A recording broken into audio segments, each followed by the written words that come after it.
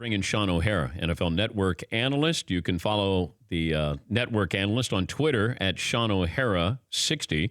And you can see Shaun every Wednesday on NFL Playbook at 6:30 Eastern on the NFL Network. Good morning, Shaun. How are you? Hey, Dan. I'm doing well. How are you, my man? Good. You being a former center, I'm curious about the call late in the game with the Cowboys and their long snapper. What did you see on that? I didn't see anything. I saw a center that kind of has his normal routine. La Doucier, I think, has been in the league like 14 years. And look, I was a long snapper too. I long snapped in high school. I long snapped in college. I was a backup long snapper to Ryan Keel pretty much my whole career, both in Cleveland and with the Giants. And every long snapper has kind of their pre-snap little routine. And if you go back and you look at any snap from La Doucier, he holds the ball with one hand, his right hand, and he's waiting for the kicker to get set, and the kicker gives the nod to the holder, and then the holder looks at the center, and then now he knows he's ready to go. And after holding the ball in his right hand, he would adjust it and move his left hand over to it. Well, when he did that, the defensive lineman jumped. So I don't think he did anything wrong. I think the officials saw the jump and then thought that he was baited, but it was really a normal movement for him, and it was pretty much a farce from a center's perspective. But I wondered if this is a case of maybe Coach Gruden saying prior to the game, "Hey, you know what? Keep an eye on their long snapper because it looks like he tries to bait, the offense or the defensive lineman." Yeah, every special teams coach has a list. It probably grows as the season goes on, but part of the IBSC committee that I think I've mentioned before on your show. But they go up to the referees and they start pleading their case. Hey, keep an eye on so and so. He does this. Keep an eye on this. They like to do this. So, maybe that's something that one of the coaches alerted them to and said, hey, this guy is really finicky with the ball. I'll tell you this: every special teams coach on a play like that, when they talk to the players on the sidelines, when they get in the huddle, they are telling the defense, watch the ball. Don't jump in this situation. So everybody is on point. It's a point of emphasis. They're looking at the ball to see, but really, I didn't even think he had – I think he was just putting his left hand on the ball to position it to get ready to snap. It wasn't like he flinched or squeezed, which I've actually done on third and long before. You squeeze the hand a little bit, squeeze the knuckles, and you could sometimes get those defensive linemen to flinch and jump. But I don't even think that was the case. And I also think if that was something that the referees were watching, they would come up to him and say, hey, look, okay. Early in the game, they would kind of warn you and say, hey, be careful with moving the ball around like that. We're going to flag you for something. They do it a lot with the quarterbacks when they're in shotgun and you see them moving their hands. I've seen the referees go up to even Drew Brees a couple of nights ago, and they said, hey, when you're calling for the hard count, don't move your hands or I'm going to call you for a false start. This overshadowed a bigger problem with the Cowboys in the conservative play calling of Jason Garrett. I mean, you have a timeout, you have time, and you're only squeezing off a couple of plays there. I was surprised at that, Shaun. Does he not have confidence in Dak Prescott?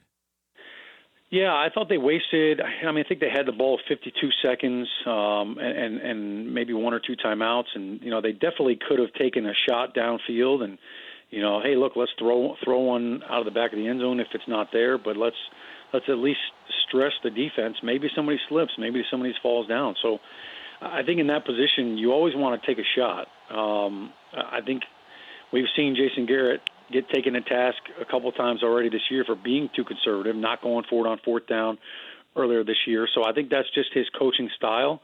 I think time management has not been his forte. And I feel like every year we're talking about at least 2 or 3 games where they could have used their time better. But even before all that, I don't understand why Ezekiel Elliott is not more of an emphasis week in and week out, because their defense is playing pretty good. Yeah. And, their offensive line has actually struggled this year in pass protection. And any offensive line that is struggling to protect the quarterback, the way you give them confidence, the way you give them some rhythm is just run the football, and they refuse to do it. He's Shaun O'Hara, the NFL Network analyst, former Super Bowl champ with the Giants. The Jags are a mess right now, certainly at quarterback. Blake Bortles getting benched. Cody Kessler comes in. This is a team that obviously had Super Bowl aspirations. fighting in the locker room here. Can you solve this by bringing in another quarterback, Colin Kaepernick, maybe trading for Eli Manning? Is there a quick fix here for the Jacksonville Jags? No, there's not. And really, to be honest with you, the biggest surprise of all is this defense because they're healthy. The offense, they've already gone through 2 left tackles. Cam Robinson blew his knee out against the Patriots. Josh Wells, their backup left tackle, who came in and played well, he got hurt. Things are so bad, they signed Eric Flowers, of all people. And you think about the injuries at the running backs. They just traded for Carlos Hyde on, a Friday? Yeah. So they're getting ravaged by injuries on offense. And Blake Bortles has always kind of been the whipping boy down there for when things go bad offensively. But this defense, I don't know what in the wide world's going on with them. But Shaun, if I said you were the GM, and today what are we, 8 days away from the trade deadline? How do you address your quarterbacking situation in Jacksonville? Well, I don't know that that's a quick fix, and that's kind of why I'm saying if you're as a franchise, if the Jacksonville Jaguars are sitting there saying, "Hey, we need to go out and get a quarterback, and that's going to fix our issues right now offensively," they can't protect their quarterback. So I don't care who it is back there. If you're struggling to protect him, and they're on their 3rd left tackle now, they've been giving up. They haven't been able to run the football very well too. So. The offense is not clicking. They could certainly use a spark. Would you reach out to Eli Manning? Would you reach out to the Giants? Yeah, I'm sure that I'm sure there's lots of conversations that go on. But the tough thing for Jacksonville is, what are you going to give up? And you're not going to give up anything. Right. Well, you're going to have to give up something if you want to trade for a quarterback like Eli Manning or somebody that's going to come in and provide you with some stability. But third round pick? I don't think they're not giving up much. They don't have to give up much to get Eli, I don't think. Well, I don't think Eli is done yet, and I know everybody's kind of beating him up too. But I don't think the Giants are in any position to trade him away either right now. And if you want to go from the pan into the fire, throw a rookie quarterback behind the Giants' offensive line right now. So there's a lot of I know there's a lot of people that probably look at Jacksonville and say, man, they're one quarterback away from being a better team. I don't look at them like that. When I see what offensively, the way they got to the AFC Championship game last year, Dan, was they ran the heck out of the ball. Mm-hmm. Leonard Fournette was getting 28 carries a game. Blake Bortles was throwing the ball 17 times. And then every once in a while there was a throw to a tight end here and there, and they played great defense. They're not doing either one of those things. So to me, it's not just about the quarterback. What about Colin Kaepernick? I don't know if Colin Kaepernick wants to play football. I've heard from a number of people that he's been offered opportunities to come in. He refuses to sign a 1-year deal. I don't know all of the logistics.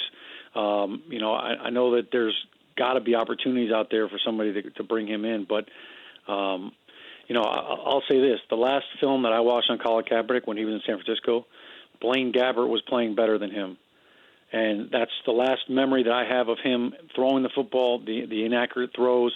Yes, he's athletic and he can run the football, but I don't know where he fits into the passing game of any offense right now. I'll leave you with this: the Le'Veon Bell situation. Do you think that he shows up and plays for the Steelers? I thought he would have been there by now. Even if. Look, there's a lot of different ways to handle this. I feel like, certainly I would have gone in on the bye week and at least gotten one paycheck.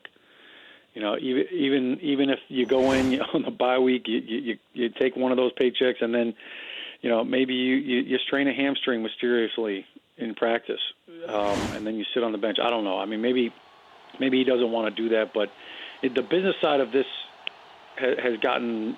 It's gone on so much longer than I thought, and I think his team.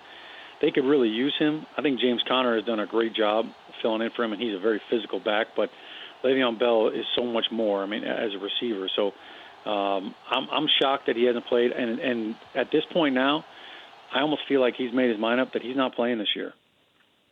But as an offensive lineman, do you have any problem? I know the Steeler offensive lineman had some things to say about Le'Veon Bell, but this is a guy who knows his future's not there. He's only coming in for getting paychecks. You need him. But do you want him? Would you have any problem if you're a member of that offensive line with the Steelers? I don't think anybody would have a problem once he walks through that door. And look, the locker room is a very forgiving place, and it's you call it a brotherhood being on a team. Well, look, your brother, anybody that has a brother, their brother has done some really dumb stuff, and you say, man, I can't believe you did that. You're an idiot. Come over here. I'm going to beat you up myself, and then we're going to go have a beer. So that's kind of how brothers handle things. I don't think that they would have any beef when he rattles off a 70-yard run for a touchdown, but they would definitely welcome him back. You look around the league at some of the guys that have done dumber stuff than sit out because they didn't like the way their contract situation played out, and they've been welcomed back into a locker room. Good to visit with you as always, Shaun. Hope to have you in studio here at some point during the season. Thanks for joining us. All right. Thanks, DP. All right, buddy. Have a good one. That's Shaun O'Hara, NFL Network analyst, Super Bowl champ with the Giants, and you can see him on NFL Playbook on Wednesdays at 6:30 Eastern on the NFL Network. For more Dan Patrick Show, tune to Audience Channel 239 on DirecTV or download the Dan Patrick Show app.